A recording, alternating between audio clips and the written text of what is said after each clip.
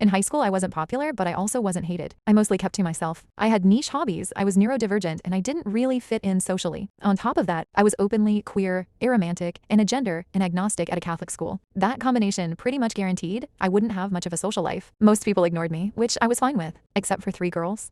These girls were very loud about being religious, but not in the thoughtful way. They cherry-picked religion to justify their political views and used it as an excuse to be cruel. They hated me for being queer and not Catholic. But what really pushed them over the edge was the fact that my mom was the head of the school's religion department. Yes, she's Catholic. That somehow made them even angrier. They constantly insulted me, said I was betraying my family and God, and made my life miserable. My mom and I reported them multiple times, but one of the girls, let's call her Elaine, came from a very wealthy family.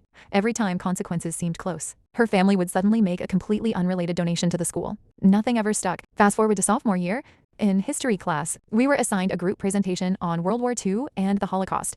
Each person had to do 3 to 4 slides, not counting intro and transition slides. Unfortunately, I was grouped with Elaine and her 2 friends. Here's the problem. They knew almost nothing about World War II, and one of them didn't even believe the Holocaust happened. She kept that opinion quiet only because our history teacher was Jewish and took this topic very seriously. They also knew I was well read on the subject. I had read books like The Diary of Anne Frank and Maus, which they dismissed as leftist propaganda. So they decided I should do most of the work.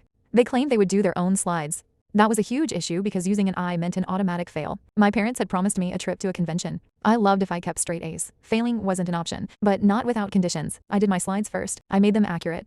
Then I made sure my slides were clearly separated from the rest of the presentation. For their slides, I wrote exactly what they had been saying for months. I made their slides deny the Holocaust. I made them praise the Nazis. I included offensive conspiracy theories they had openly repeated before. I didn't add anything new, I just documented their beliefs in presentation form. Then I made one final move. I made sure I wouldn't be in class on presentation day. I scheduled a mandatory meeting with my counselor during our presentation period. The group had no idea what was actually on their slides, so they had to present them as is. Part 2, coming soon.